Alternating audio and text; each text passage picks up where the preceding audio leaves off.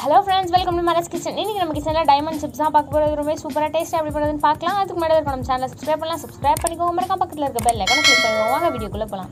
நம்ம masala diamond chips பண்ண போறதுனால ஃபர்ஸ்ட் மசாலா ரெடி பண்ணிக்கலாம். அதுக்காக மிக்ஸி ஜார்ல 5-6 பல் பூண்டு சேர்த்துக்கிறேன். 1 டீஸ்பூன் பெப்பர் சேர்த்துக்கலாம்.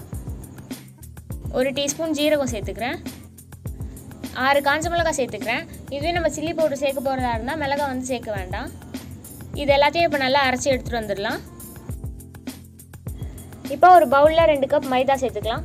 மைதா சாப்பிடணுமா அப்படின்னு நினச்சிங்கன்னா மைதாக்கு பதிலாக கோதுமை மாவு கூட சேர்த்து செஞ்சுக்கலாம். தேவையான அளவு உப்பு சேர்த்துக்கிறேன்.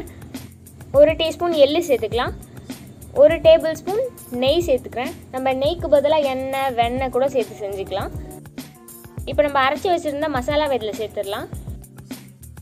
கொஞ்சம் கருவேப்பிலையே நான் இந்த மாதிரி குட்டி குட்டியாக கட் பண்ணி வச்சுருக்கேன், அதை நம்ம சேர்த்துடலாம். இது எல்லாத்தையும் நல்லா சேர்ந்து வர அளவுக்கு நல்லா கலந்து எடுத்துக்கோங்க. நம்ம சேர்த்த உப்பு மசாலா நெய் எல்லாம் நல்லா மாவோடு சேர்ந்து வந்ததுக்கப்புறமா இப்போ கொஞ்சம் கொஞ்சமாக தண்ணி சேர்த்து இதை நல்லா சப்பாத்தி மாவு பதத்துக்கு பிசைஞ்சு எடுத்துக்கலாம்.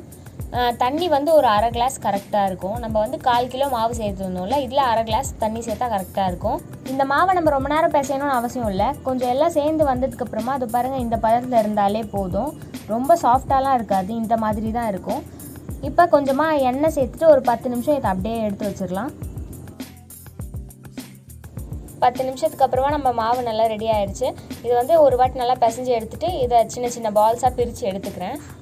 இந்த மாதிரி நம்ம ஃபஸ்ட்லேயே உருண்டை போட்டு வச்சிட்டோன்னா ஒரு பேட்சை நம்ம ஃப்ரை பண்ணி எடுக்கிறதுக்கு கரெக்டாக இருக்கும். இப்போ நம்ம பிசைஞ்சு இருக்க மாவை எடுத்து நல்லா திரட்டி எடுத்துக்கலாம்.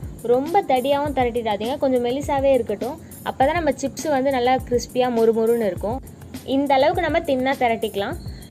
இப்போ கட் பண்ணி எடுத்துக்கலாம். ஃபஸ்ட்டு நான் இந்த பக்கம் கட் பண்ணிக்கிறேன். அதுக்கப்புறம் நம்ம ஆப்போசிட் சைடில் கட் பண்ணிட்டோன்னா அழகாக நமக்கு டைமண்ட் ஷேப்பில் கிடச்சிரும்.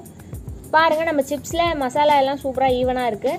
இதை வந்து நம்ம ஃப்ரை பண்ணி எடுத்துடலாம். அதுக்காக நான் எண்ணெயை மீடியம் ஃப்ளேமில் வச்சுருக்கேன். இப்போ நம்ம கட் பண்ணி வச்சுருந்த எல்லா சிப்ஸையும் ஆயிலில் சேர்த்துடலாம். ரொம்ப மீடியம் ஃப்ளேமில் வச்சே ஃப்ரை பண்ணிக்கோங்க. அப்போ தான் கலர் மாறாமல் நமக்கு நல்லா வெந்து கிடைக்கும்.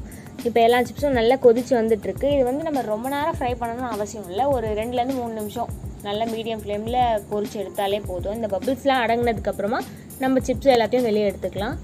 இந்த மசாலா டைமண்ட் சிப்ஸ் ரொம்பவே சூப்பராக இருக்கும். நம்ம டக்குன்னு ஈஸியாகவும் செஞ்சு சாப்பிட்றலாம். இன்னும் கொஞ்சம் நிறைய குவான்டிட்டியில் செஞ்சு ஏர்டைட் கண்டெய்னரில் போட்டு வச்சுக்கிட்டோன்னா நமக்கு தேவைப்படும் போதெல்லாம் எடுத்து சாப்பிட்டுக்கலாம். ரொம்பவே சூப்பராக இருக்கும். இப்போ பாருங்கள், நல்லா நம்ம சிப்ஸ் எல்லாம் வெந்து வந்துருச்சு. இதை நான் வெளியே எடுத்துக்கிறேன். அவ்வளோதான், நம்ம மசாலா டைமண்ட் சிப்ஸ்லாம் எவ்வளோ சூப்பராக ரெடியாக வந்திருக்குன்னு பாருங்கள். நம்ம டீ போடுற டைம்லேயே இந்த டைமண்ட் சிப்ஸ் சூப்பராக ரெடி பண்ணிடலாம். அவ்வளோ சீக்கிரமாக வேலை முடிஞ்சிடும். கண்டிப்பாக இந்த டைமண்ட் சிப்ஸ் ரெசிபியை ட்ரை பண்ணி பார்த்துட்டு எப்படி வந்ததுன்னு கமெண்ட் பண்ணுங்கள். மறக்காமல் நம்ம மாரிஸ் கிச்சன் சேனலுக்கு சப்ஸ்கிரைப் பண்ணுங்கள்.